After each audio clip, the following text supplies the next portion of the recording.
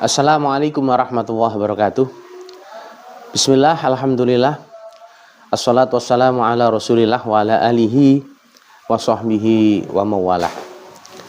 La hawla wa la quwata illa billah.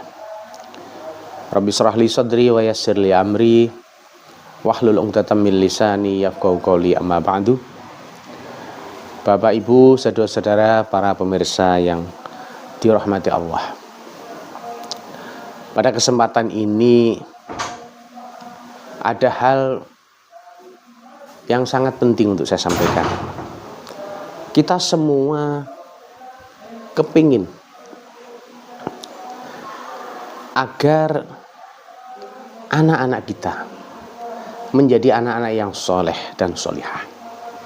Semua orang tua kepingin putra-putrinya soleh solihah, siapapun dia. Tetapi tidak semua orang tua melakukan ikhtiar yang maksimal agar putra-putrinya menjadi anak-anak yang soleh-solehah. Ada seorang ulama yang memberikan tips, memberikan saran kepada kita semua. Bagaimana supaya anak-anak kita kelak menjadi anak-anak yang soleh-solehah. Beliau memberikan saran kepada kita, kalau ingin putra-putri kita menjadi anak-anak yang soleh dan solihah, maka yang pertama, rezeki kita harus halal, halalan thayyibah.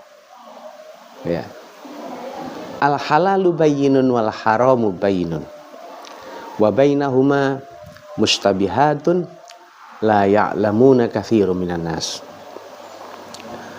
Al halalu bayyinun, barang yang halal itu jelas. Wal haramu bayyinun, barang yang haram itu juga jelas. Wa bainahuma mustabihatun, antara halal dan haram itu remeng-remeng, subhat. La ya'lamuna katsirun minan nas, yang sebagian besar manusia itu tidak mengetahui. Karena itu saya ingin memberikan saran kepada saya pribadi dan panjenengan. Kalau kita mencari rezeki, cari yang halal. Hindari barang yang subhat, apalagi haram. Karena ini adalah syarat pertama ketika kita ingin agar anak-anak kita kelak menjadi anak-anak yang soleh-solihah.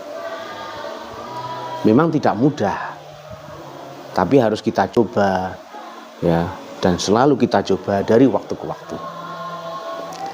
Yang kedua, ketika ingin anak-anak kita menjadi anak-anak yang soleh dan solihah, maka yang kedua adalah kita harus mendidik dan mengajar anak-anak kita dengan baik. Kalau bisa kita lakukan, silahkan dilakukan.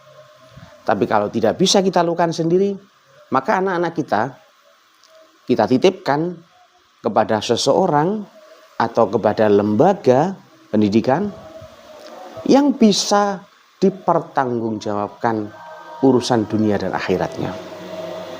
Jangan hanya berpikir tentang dunianya, tapi juga tentang akhiratnya. Carilah lembaga pendidikan yang benar-benar mendidik, tidak hanya mengajar.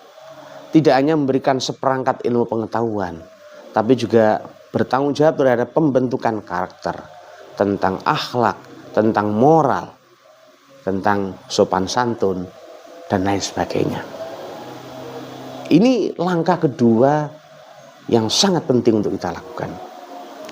Yang ketiga, kita ini harus benar-benar mengawasi. Pertama, mengawasi ibadahnya, sholatnya, dan lain-lain. Yang kedua, ngawasi ngajinya, baca Qur'annya. Jangan sampai anak kita tidak membaca Qur'an, apalagi tidak bisa membaca Al-Qur'an. Yang ketiga, mengawasi belajarnya. Jangan sampai anak kita lalai tidak belajar. Yang keempat, mengawasi pergaulannya. Kita ini sebagai orang tua harus tahu anak kita ini kalau bermain dengan siapa, bermain apa, dan kemana. Kita harus tahu.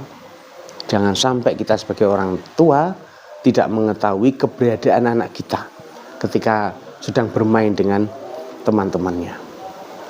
Yang berikutnya, syarat agar anak-anak kita menjadi anak yang soleh-solehah adalah keikhlasan kita.